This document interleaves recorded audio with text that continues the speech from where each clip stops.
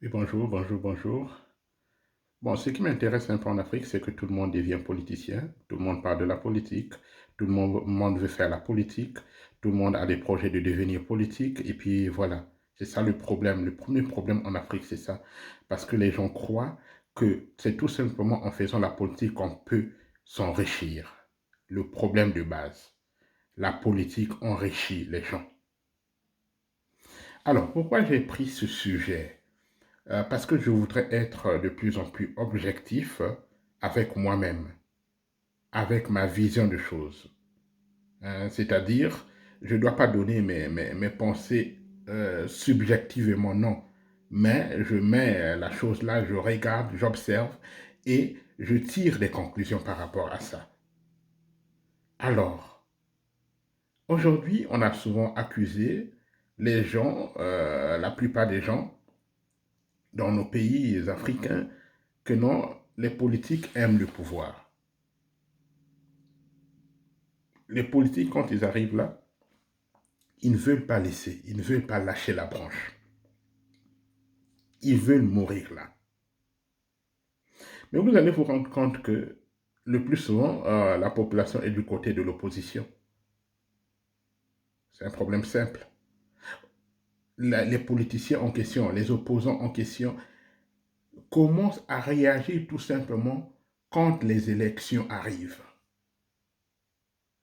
C'est à la veille des élections qu'on se rend compte que dans le pays, il y avait aussi des opposants. Pendant les élections et juste la période après les élections. Et là, c'est tranquille. C'est la pause totale. Et on attend encore les autres élections qui viendront. Et c'est déjà très symbolique. C'est pour nous dire que ces gens-là, en réalité, cherchent le pouvoir, tout simplement. Ils cherchent le pouvoir pas parce qu'ils veulent faire mieux que les autres qui sont là, mais tout simplement parce que ils sont jaloux, ils veulent être à la place des autres et faire comme les autres. Ça, c'est le premier point. Le deuxième point, c'est de dire que le développement de l'Afrique ne dépend pas tout simplement des politiques. Il y a beaucoup de gens qui critiquent les politiques. Évidemment, c'est bien. Ils ont la part de responsabilité pour le sous-développement de nos pays. Mais il y a certains qui font le tout possible de faire des bonnes choses. Le problème de l'Afrique, c'est tous les Africains. Le problème de l'Afrique, c'est tous les Africains. C'est chaque Africain dans son domaine. C'est chaque Africain dans sa parcelle. C'est chaque Africain dans sa famille. Je vous prends un exemple très simple. Aujourd'hui, dans mon pays, quand on veut mettre le courant dans un quartier, on met les câbles en l'air, il y a des gens qui sont capables de venir voler ces câbles. Et à tel point que, qu'est-ce que les gens font? Quand on met les câbles en l'air là, on met également des gens des cloches. Donc si quelqu'un montait pour couper là, ça va sonner. Premier problème. Donc ça veut dire que la population n'a pas conscience du bien que le gouvernement est en train de faire. Donc ce qui compte, c'est d'abord l'intérêt personnel. Je vais prendre un autre exemple. Aujourd'hui, quand on parle de la corruption, nous nous disons qu'il y a l'impunité. Nous nous disons que ce sont les grands chefs qui sont là, qui en réalité, ce sont des grands corrompus. Non. Tous, presque, nous sommes des corrompus. Le problème, c'est qu'on a changé le mot corruption. Le mot corruption a changé de vocable. Au lieu de dire corrompre, être corrompu, on dit aider. Je vais aider mon frère. Je vais aider mon frère. Donc, normalement, il y a quelqu'un qui arrive tout simplement pour qu'on lui rende un service très simple, un acte de naissance souvent à prendre, des trucs comme ça coûte 2000. Bon, la personne arrive, au lieu de donner tout simplement 2000, la personne donne 5000 pour dire non, fais-moi ça un peu vite. Et dans tous les domaines, ça s'est développé à tel point que ça devient normal. Dans tous les domaines, c'est comme ça. On fait des caniveaux. Les gens viennent, ils jettent les choses dans les caniveaux. On met les poubelles. Les gens viennent, ne peuvent pas jeter la chose dans la cuve, mais préfèrent jeter à terre. Vous osez laisser les salles de classe ouvertes. Les gens viennent chier dedans, dans ces salles de classe.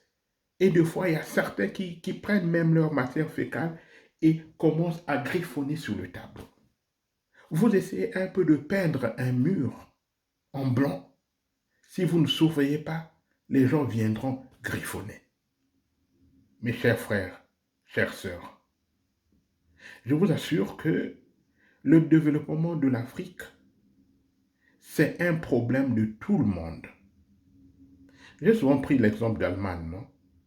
Mais pourquoi l'Allemagne aujourd'hui, un pays qui a été vraiment détruit pendant la Deuxième Guerre mondiale et un pays qui a reçu beaucoup de sanctions pendant la Deuxième Guerre mondiale, un pays qui a été occupé de 1945 jusqu'en 1990 par les Russes, les Américains, ainsi de suite. Mais aujourd'hui, l'Allemagne est devenue la première puissance mondiale, la première puissance économique de l'Europe, excusez-moi. Première puissance économique de l'Europe. Et nous voyons comment les Allemands fonctionnent. Ce qui compte chez eux, c'est l'ordre. Ils font quelque chose, non pas pour eux-mêmes, mais c'est d'abord pour l'intérêt de tout le monde. Quand il y a un feu rouge, vous ne verrez jamais un Allemand traverser. Il ne traverse pas, il reste là. En Allemagne, vous verrez rarement un contrôleur dans le bus venir vous contrôler. Et pourtant, tu as la possibilité d'entrer sans payer. Mais tu vois les Allemands payer leurs billets. Ils n'ont pas besoin d'être contrôlés pour ça. Donc c'est seulement si nous, les Africains, nous prenions conscience que le développement ne dépend pas tout simplement de celui qui est là à la tête du pouvoir, que moi, je dois faire ma part aussi, je vous assure qu'on peut se développer facilement.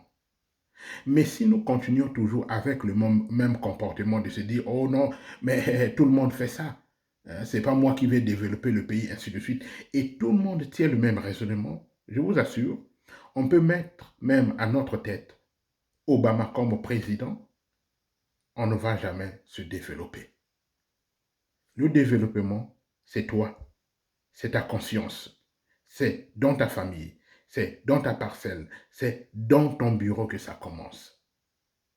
Chers frères, arrêtons d'accuser les politiques, parfois pour rien. Mais commençons à nous accuser nous-mêmes. Merci.